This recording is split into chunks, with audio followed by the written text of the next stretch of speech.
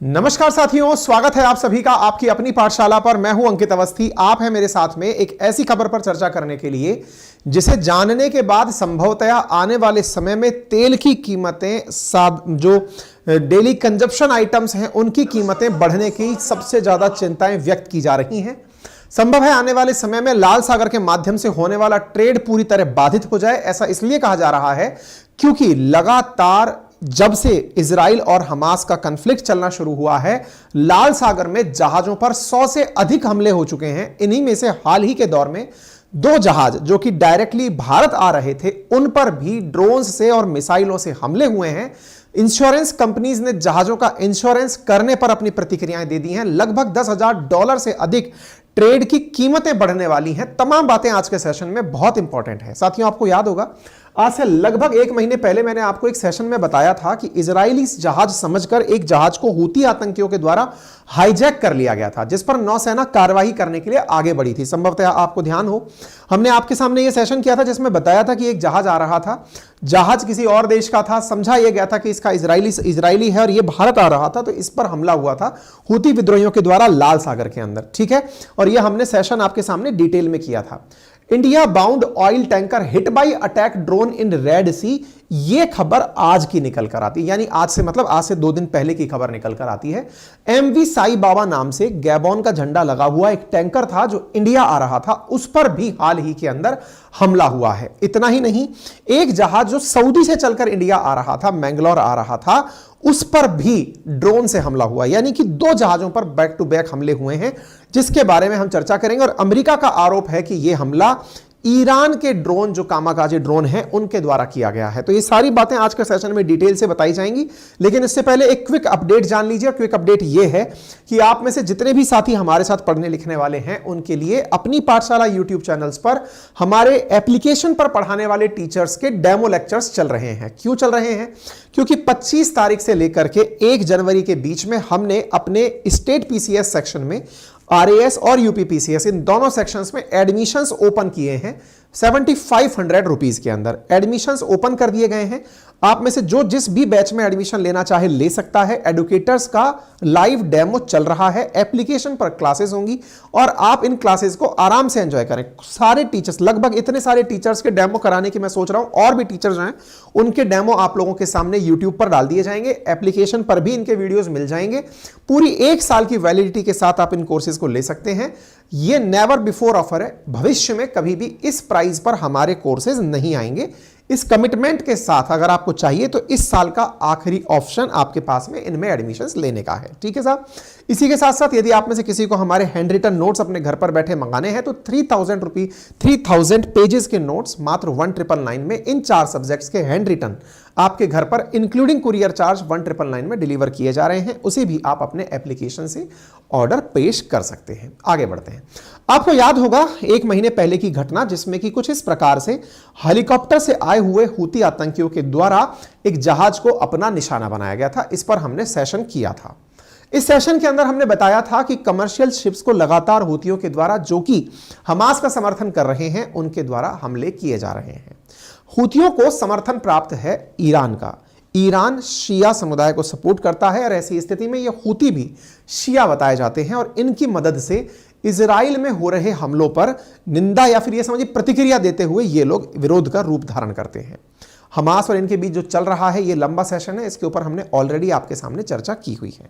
अभी रिसेंटली क्या हुआ है, कमर्शियल शिप्स, जो वाणिज्यिक जहाज हैं, जो सामान लेकर, माल लेकर के यात्रा कर रहे होते हैं, उन यात्रा के मार्गों पर यमन के अंदर बैठे हुए हूती अपनी तरफ से हमले प्लान कर रहे हैं। आप पहले रूट को समझिए, फिर हम आगे बढ़ेंगे। देखिए, दुनिया भर में अगर हम ट्रेड रूट्स की बात करें तो भूमध्य सागर, जिसे आप मेडिटेरेनियन सी कहते हैं, भूमध्य सागर से यदि किसी भी जहाज को इंडिया आना है तो वो स्वेज कैनाल से होते हुए, लाल सागर के माध्यम से, बाबे मंडल स्ट्रेट से होते हुए, गल्फ ऑफ आदेन से होते हुए अरब सागर पहुंचता है। जिस ट्रेड रूट को आप इस प्रकार से देख सकते हैं, यहां से भूमध्य सागर, फिर स्वेज कैनाल, लाल सागर, बाबे मंडल स्ट्रेट से होते हुए और फिर इंडिया आने का रूट बनाया जाता है। इस रूट को फॉलो करते हुए जब जहाज आते हैं तो यहां पर यमन नाम का जो देश है, जिसे आप यहां पर देख रहे हैं, यहां पर हूती पाए जाते हैं। ये यहां का रिबेलियन ग्रुप है और इनके द्वारा लाल सागर में बाबे मंडल वाले क्षेत्र और गल्फ ऑफ आदेन के अंदर हमले किए जाते हैं। लेकिन हाल ही में जो हमला हुआ है वो बड़ा सरप्राइजिंग है। और वो सरप्राइजिंग क्या है? दो जहाजों पर, दो भारतीय जहाजों पर हमले हुए हैं। एक तो भारत से मात्र 217 नॉटिकल माइल दूरी पर ही जहाज था, उस पर हमला हुआ है। मतलब यहां से यहां तक इनका हमला कर पाना संभव नहीं है। इसलिए डाउट यह किया जा रहा है कि ईरान के द्वारा हमला किया गया है, नंबर एक। दूसरी तरफ यहां से आकर के एक साईं बाबा करके जो अपना जहाज आ रहा था, उस पर यहां हमला हुआ है। तो माना जा रहा है कि उस पर यमन ने हमला किया। मतलब यह माना जा रहा है कि इतने समय से पहली बार ईरान के द्वारा भारत आ रहे जहाज पर हमला हुआ है। अब क्या ईरान के साथ हमारे रिश्ते खराब हो रहे हैं? कह पाना बड़ा मुश्किल है, क्योंकि यह जहाज असल में सऊदी अरब से भारत आ रहा था। और सऊदी अरब से भारत आ रहा था, इस पर असल मायने में झंडा एक देश का लगा था जिसका नाम लाइबेरिया है, यानी इंडिया का फ्लैग नहीं लगा था। ऐसे ही जो साईं बाबा नाम का जहाज आ रहा है, उस पर भी गैबोन नामक देश का झंडा लगा था, यानी झंडे किन्हीं और देशों के थे, इसलिए इस पर हमला हुआ ऐसा बताया जा रहा है। हालांकि ईरान ने साफ मना कर दिया है कि उसने ड्रोन अटैक इस पर नहीं किया है। लेकिन कुछ भी हो साहब, हमले तो हो रहे हैं ना। मैं आपको तस्वीरें दिखाता हूं जिससे आपको पता चल जाएगा। जिस जगह हमला हुआ उस जहाज पर 20 इंडियन बैठे हुए थे और साथ ही साथ गुजरात के कोस्ट के बिल्कुल नजदीक यह हमला हुआ था और ड्रोन से किया गया यह हमला था। यहां पर आप देख सकते हैं यह जहाज था जो कि मतलब अटैक इंसिडेंट जिसके ऊपर हुआ है, इसको सऊदी अरेबिया से होते हुए इंडिया आना था, मैंगलोर आना था। और यह नियर गुजरात, जब गुजरात के सामने से क्रॉस हो रहा था, भारत का एक्सक्लूसिव इकोनॉमिक जोन जो है वो 200 नॉटिकल माइल दूरी पर है तट से, और उसके भी थोड़ा क्रॉस करके 217 नॉटिकल माइल से जब ये गुजर रहा था तो यहां पर हमला हुआ है। माना जा रहा है कि ये ईरान के द्वारा अपने ड्रोन्स के माध्यम से हमला किया गया। तो दो जहाज थे, एक का नाम था केम प्लूटो जहाज जो आ रहा था मैंगलोर, जिस पर कि यहां पर हमला हो गया गुजरात के पास, और दूसरा था MV साईं बाबा टैंकर जिस पर यमन के द्वारा हमला किया गया। हालांकि ईरान बैक टू बैक मना कर रहा है, यमन भी कह रहा है कि उसने भारत के जहाजों पर हमला नहीं किया है, वो केवल और केवल यहां पर अमेरिका को प्रतिक्रिया दे रहा है। अब अमेरिका की क्या कहानी है? असल मायने में क्या है, दुनिया भर का ट्रेड इंडियन ओशन के इन रूट्स के माध्यम से होता है। देखिए यहां से होते हुए यानी कि गल्फ से होते हुए, स्ट्रेट ऑफ हॉर्मुज के माध्यम से, अरब सागर से होते हुए ये पूरा की पूरा रूट आकर के भविष्य में, मतलब भविष्य में क्या, हमेशा ही इतने समय से स्वेज कैनाल से होते हुए भूमध्य सागर पहुंचने का रास्ता बना हुआ है। लेकिन यमन इस जगह हो रही अशांति के नाम पर प्रतिक्रिया देते हुए विश्व के इस ट्रेड को प्रभावित करने का प्रयास कर रहा है। यानी कि जब से इजराइल हमास कॉन्फ्लिक्ट शुरू हुआ है तब से लगभग 100 से अधिक बार इस जगह पर हमले हो चुके हैं। यह बड़ी चिंता की बात बन गई है। अमेरिका के द्वारा यहां पर निगरानी करते हुए लगभग 10 देशों को अपने साथ में रखते हुए निगरानी फोर्सेस बनाई गई हैं। भारत के द्वारा अपने 3 जहाज, लड़ाकू जहाज यहां पर भेज दिए गए हैं कि अगर अब कुछ ऐसा हुआ तो उन्हें हवा में ही उड़ा दिया जाएगा। यानी कि अब यह जगह बहुत सेंसिटिव हो रही है और ऐसा होने पर जहाजों को हुआ नुकसान इंश्योरेंस कंपनीज के लिए बहुत महंगा पड़ता है। और ऐसी स्थिति में जब इंश्योरेंस महंगा होता है तो बहुत सारी दिक्कतें ट्रेड पर आ जाती हैं, यानी कि जहाज सामान ले जाने से इनकार कर देते हैं। ठीक है ना? अच्छा, तो ये फिलहाल के लिए मैंने आपको बताया इस प्रकार का जहाज था। लेकिन जैसे ही ये बात पता चली कि भाई इस प्रकार से हमला हुआ है, या आप तस्वीरें देखें जिससे आप अंदाजा लगा सकते हैं जहाज पर हमला हुआ था। हालांकि जहाज को कुछ नहीं हुआ, ये तेल लेकर आ रहा था, जहाज सुरक्षित बचा रह गया। लेकिन जहाज असल में नुकसान तो दिख ही रहा है, लोग नहीं मरे, तेल पर भी आग नहीं लगा, यह सकारात्मक खबर थी। MV केम प्लूटो और MV साईं बाबा नाम से ये 2 जहाज थे। एक पर शनिवार 23 दिसंबर को हमला हुआ था, दूसरे को भी शनिवार रात 10:30 बजे हमला हुआ था। एक सऊदी अरब से भारत आ रहा था और दूसरा जो टैंकर है यह भारत की तरफ लाल सागर से होते हुए आ रहा था। दोनों पर ही हमला किया गया। एक को अमेरिका ने बताया कि हमला हुआ है और दूसरे को मतलब खुद जहाज की तरफ से इंफॉर्मेशन आ गई थी। ठीक है ना? अच्छा, तो यहां पर अब आपके सामने यह स्थिति हो जानी चाहिए कि जब हमला हुआ तब हमने क्या किया, हमारे कोस्ट गार्ड ने क्या किया।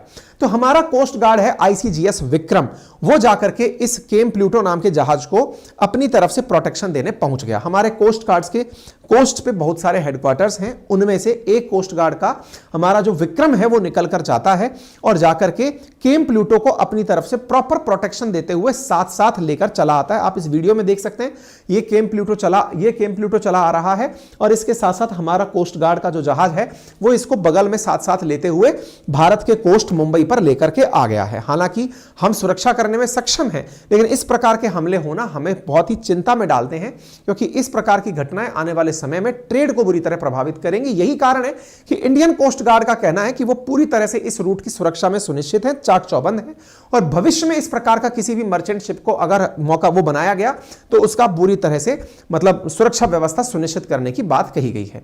यूएस नेवी फ्लीट जो है वो लगातार यहां पर अब पेट्रोल करना शुरू कर दी है। अमेरिका के सेंट्रल कमांड के द्वारा कहा गया है कि इस प्रकार का हमला हुतियों को ईरान के द्वारा समर्थन देने के कारण हुआ है। हुतियों के पास जो वेपन्स हैं वो ईरान द्वारा प्रोवाइडेड हैं। ईरान खुद भी इस ट्रेड को प्रभावित करने के लिए अपने लेवल पर हमले कर रहा है। हालांकि ईरान के द्वारा इस विषय पर मना किया गया। तेहरान ने कहा है कि यह केवल अमेरिका की चाल है हमें बर्बाद करने की, हमें परेशान करने की, हमने ऐसा कुछ भी नहीं किया है। ठीक है ना।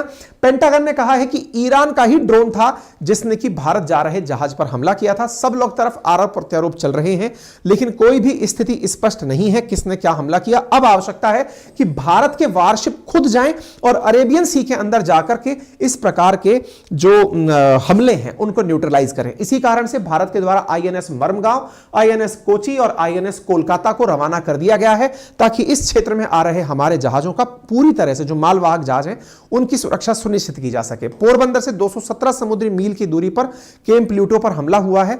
यह हमला अपने आप में सऊदी अरब से जो ईरान की नाराजगी है उसे तो जताता ही है, साथ ही साथ इस पूरे क्षेत्र को डिस्टर्ब करने के जो तमाम प्रयास हैं उन पर भी दुनिया का निशाना डालता है। आपको पता होना चाहिए इस प्रकार के हमलों से भारत का ट्रेड लगभग $4 बिलियन का प्रभावित ऑलरेडी हो चुका है। ट्रेड रूट्स में जो दूसरा रूट अपनाने की संभावना है वो है केप ऑफ गुड होप होते हुए अगर रास्ता भेजा जाए, लेकिन वो बहुत लंबा रास्ता है। इसलिए इंश्योरेंस कंपनी रेड सी से होकर के सामान को भेजने में बहुत चिंता व्यक्त कर रही हैं। उनका मानना है कि लगभग $10,000 के आसपास फ्रेट बढ़ जाएगा। $10,000 का मतलब 10,000 गुणा 84 कर लीजिए, इतना ज्यादा किराया बढ़ जाएगा और इस बढ़े हुए किराए के कारण व्यापार बहुत मुश्किल हो जाएगा। ईरान ने हालांकि अपनी तरफ से कहते हुए कहा है कि उसने इस प्रकार के हमले के लिए ना तो हुतियों को उत्साहित किया और ना ही उसने खुद ऐसा हमला किया है। लेकिन यह बात किसी से छुपी नहीं है कि इजराइल के पीछे ईरान का बहुत बड़ा हाथ है। इजराइल और जो ईरान का संघर्ष है वो हाल ही में इजराइल और हमास के रूप में, इजराइल और हिजबुल्लाह के रूप में दिखाई पड़ता है और इन दोनों के बीच का जो एक कॉन्फ्लिक्ट है इसमें अमेरिका कहीं ना कहीं बहुत बड़ी भूमिका निभाता है। यही कारण है कि अमेरिका इस रेड सी के अंदर ट्रेड को सुरक्षा प्रदान करने के लिए 10 देश जिसमें Bahrain, Canada, France, Italy, Netherland, Norway, Seychelles, Spain, United Kingdom और यूनाइटेड स्टेट्स को साथ मिलाकर के इस रास्ते की सुरक्षा के लिए अपने जहाज तैनात कर रहा है। बाकी इस विषय पर आपकी क्या राय है जरूर कमेंट बॉक्स के अंदर बताएं। चैनल पर नए हैं तो सब्सक्राइब करना बिल्कुल ना भूलें। और हां, आज सेशन दिन भर हमारे चैनल पर चलने वाले हैं। बढ़िया तरीके से डेमो का लाभ लें और देखें कि कौन सा सेशन आपके लिए फ्रूटफुल सिद्ध होगा।